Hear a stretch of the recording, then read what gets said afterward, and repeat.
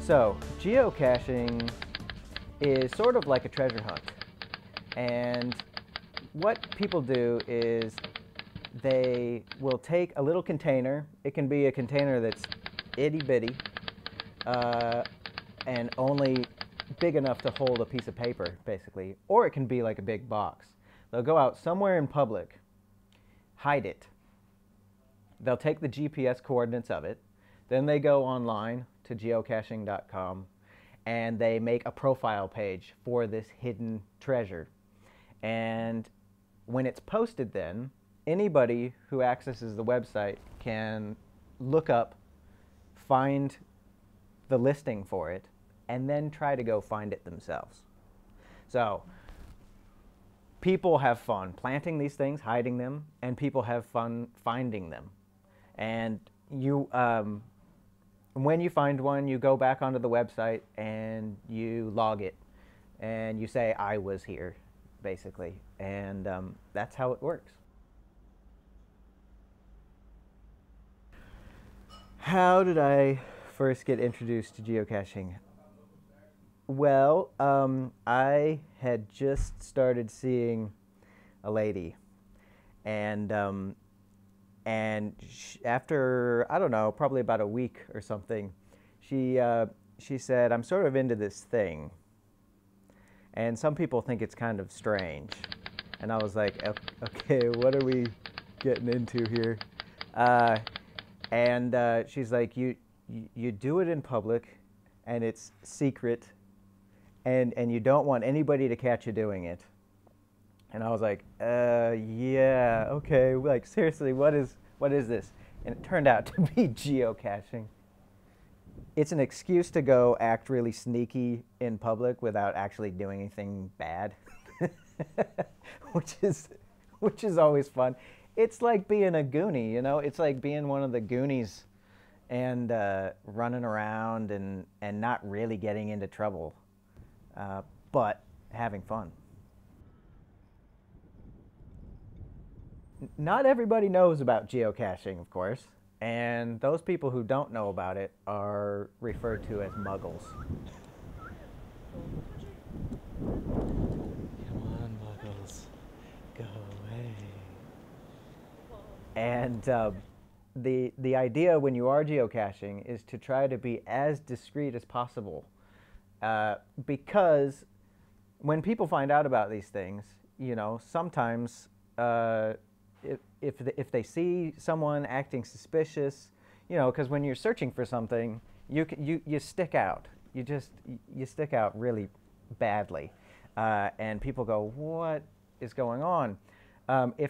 Sometimes some people will find a geocache and they'll trash it, they'll throw it out. In that case, it's called getting muggled. So part of the fun is sort of, you know, being a ninja about these things. You know, you've got to have your wits about you, a spider's wit about you. You know, you've got to see, where are the muggles on my web, and are they paying attention right now, and wait for them to go on by. And when you meet other geocachers, you know, they like to share stories about the strange containers and, you know, that they found, and it's part of the fun. Ah, here's a trackable. Right here. So when you find one of these, you go online and you input this code here, and then the idea is that you take this with you and leave it at another cache. I have this one that I want to send on its way. So here we go. Give it a mwah. I have planted a geocache. I've planted one, and I plan on planting another one today. So I'm hoping that we might, I mean, I might let you in on this. I mean, if you're okay with that. If you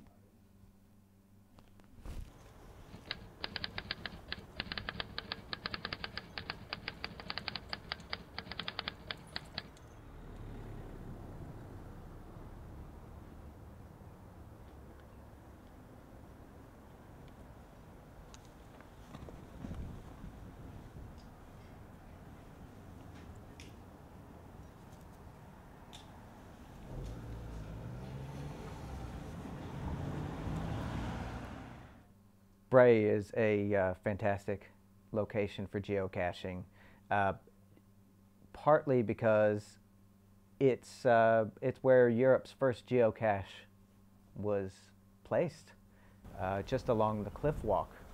Um, and in that sense, I mean, that's a big deal because when you look at the map of the world and when you look at the map of Europe from the site, and it shows you where all the geocaches are, now Europe is completely covered in them.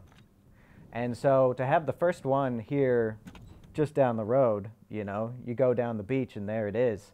That's pretty amazing. So Bray is it's a fantastic place for geocaching. You've got access to, you know, walks Bray Head, the cliff walks. You can go around town. You've got Dublin close by. So they're urban, rural, suburban opportunities to find these things all around.